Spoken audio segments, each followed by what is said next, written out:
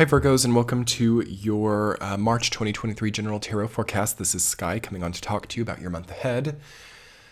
Wow, Virgos, what an awesome energy we have coming in for you. We have Pisces season, we have Saturn moving on to your axis, we have Pluto changing sign, we have Mars changing sign. This is a big life change for you, and a new line of opportunity, a new line of questions also about the material quality of your life. In this reading, I'm going to talk about that. I'm going to talk about Saturn moving into Pisces for you. I'm going to talk about some intuitive messages, followed by a week-to-week tarot forecast and an extended reading linked below on Patreon. Be sure to subscribe to this channel and come check out the Patreon page if you want bonus weekly forecasts and to get these readings early, ad-free, and all extended. So let's dive into it, Virgos.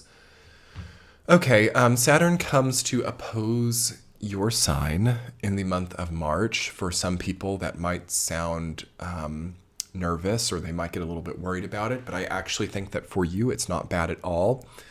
It's just a little bit more clarity about what needs to change, and a little bit more clarity and perhaps even better material resources as well, like more money coming in, less expenses, there's more surplus for you, but does it really matter with inflation? I don't know.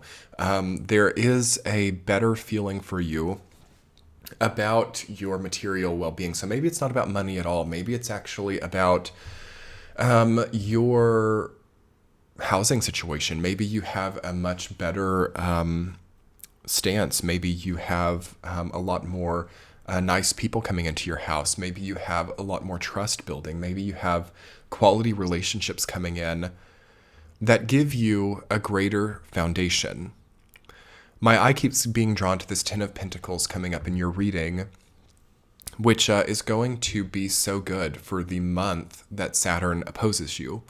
For some of you, this could be inheritance. For some of you, this could be giving yourself something, like inheriting something from yourself. This is an interesting concept, like inheriting peaceful mind from yourself, inheriting a clean, healthy home environment from yourself. So basically giving it to yourself, right? That's how I want you guys to start thinking about stuff with Saturn and Pisces, because that's the only way this is going to be okay, all right? Is by your choice to give yourself, to inherit from yourself peace and tranquility. Otherwise, it's not going to be there. There can be a lot of crazy things that happens, okay? Like weird spiritual, like warfare. Sorry, I've just dropped my pen on the table. I was waving it around like a wand, I suppose. I don't know, as I'm talking to you all.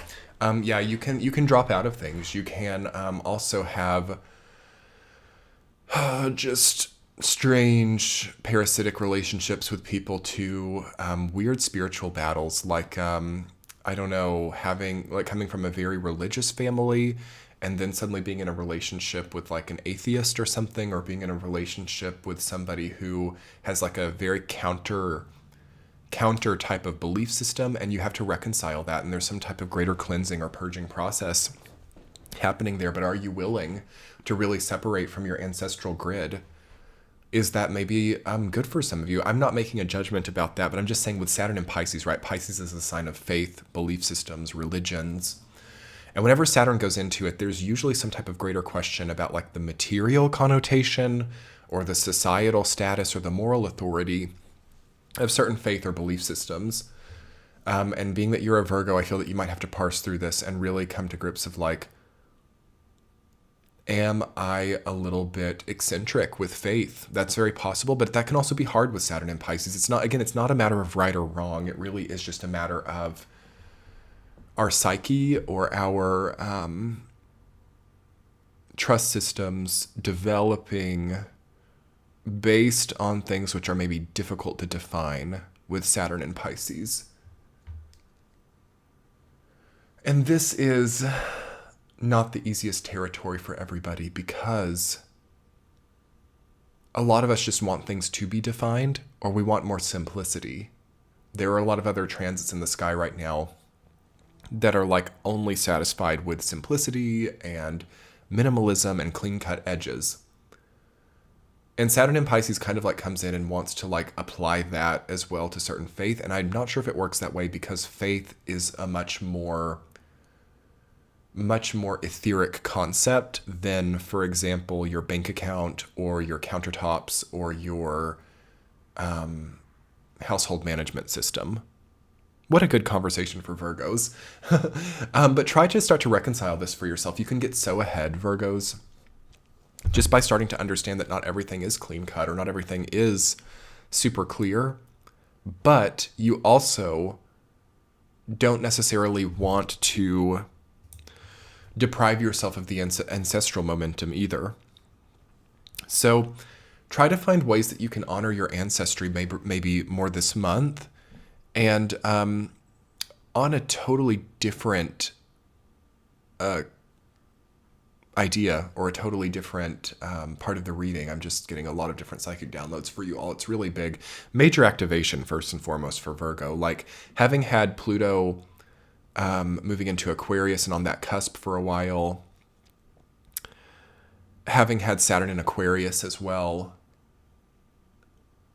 it's kind of like been sideline stuff in a way. And this is getting much more frontline and getting much more linear. So this is like important stuff coming in for you in March. And it's only starting in March. Like this isn't going to really be contextual to like the last few years. This is a brand new series of events and brand new, I think even karmic infrastructure that you're dealing with coming into March. But it's good. It's not bad at all. It's just like a question of definition.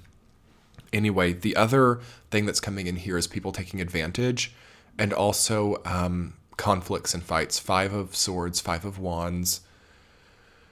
There's a lingering kind of peripheral conflict that you need to solve inside, or that you need to make steps to like demonstrate is not like welcome anymore. Careful with what you're welcoming. Saturn and Neptune in the sign of Pisces by the end of the month. We have to be careful about putting ourselves in, I don't know, like tainted situations or energetically impure situations.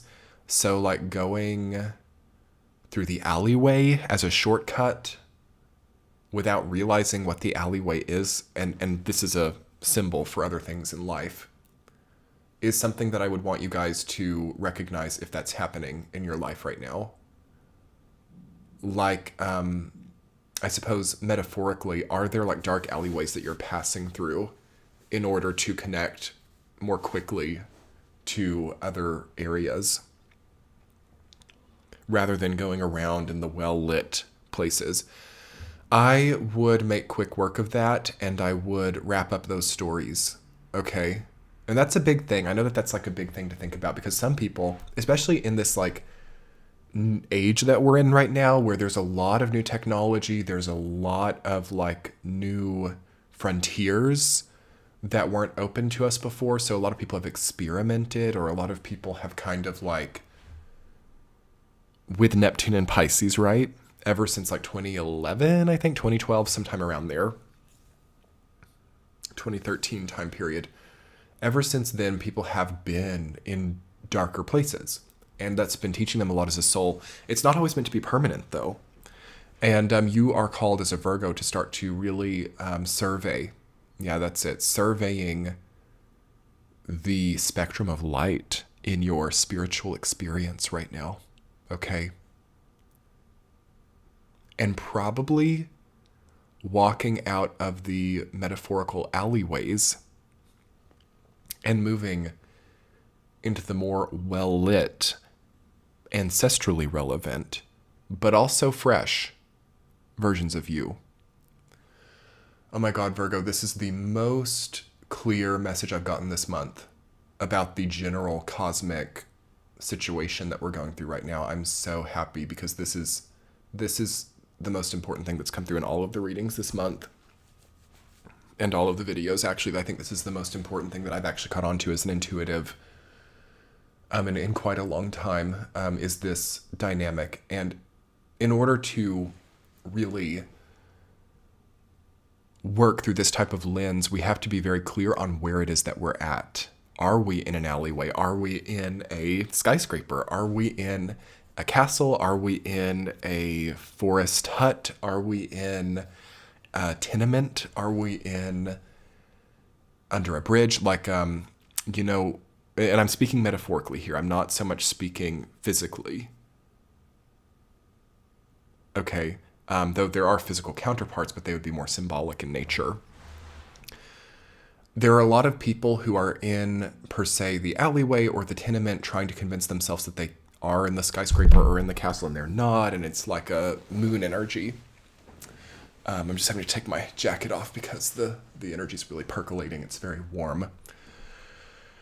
And things do start to get warm. Things start to get hot when we're not in the right place and when we're using our energies in the wrong way or having to over combust the alchemy. But anyway, Virgo, the main important thing, peripheral damage, peripheral darkness has to be known and seen if it's there. And I think that you need to move on. And I think that you need to find lighter paths. Because there's a bigger mission perhaps within that, but some people just don't think it's attractive. Some people would rather the dark path. Some people, and when I say dark, I'm not talking like yin yang. This word dark that I'm using is like negative space or even like evil spaces. Okay. I think there's been enough of that for everybody, for every person on the planet. I feel like they've been through it over the 2010s decade, and there was a consolidation of that in 2020. And here 2023 is one of the first years where we actually can change that narrative if we want. But it's kind of like separatist feeling, or it's kind of, it's a very big choice for people to make and not easy. But it immediately transcends a lot of long-term paths very fast. And that seems very positive to me. Okay. And you, Virgo, I just feel are a sign that can identify where you are and is very good at surveying, right? Virgo is a sign that creates data. It's mapping, it's surveying, it's drawing up plans and blueprints, and as well as the sign of Aquarius is that way as well. So try to do that. Try to understand where you're at and try to move into these clearer spaces. Let's go ahead and get into your week to week, though, Virgo. Okay, week number 1, you have the 5 of Swords rooted down by the Hierophant. Okay, something has to be walked out of. So rather than blaming, this connects perfectly to what I was talking about. Somebody does you wrong, okay? Rather than just getting so enraged at this individual, try to understand the greater locational relevance to this happening. Why are you in that space? What put you in that space? Why do we get mugged in the alleyway? Okay, is it the thieves' fault or is it the choice to embark the alleyway? That's a philosophical question, and it doesn't really have a right or a wrong answer, but we should not necessarily expect the alleyway not to generate that kind of result for ourselves, okay? Metaphorically. So the Hierophant is a key, and it unlocks a door, and it gives you a different path once you gain the knowledge of what the guarantees of certain areas are. This will be understood by you in the first week. And if you have anybody taking advantage of you, if you have anybody causing you problems, try to understand the area context of it before you try to get really hung up on the relationship context or the individual to individual story.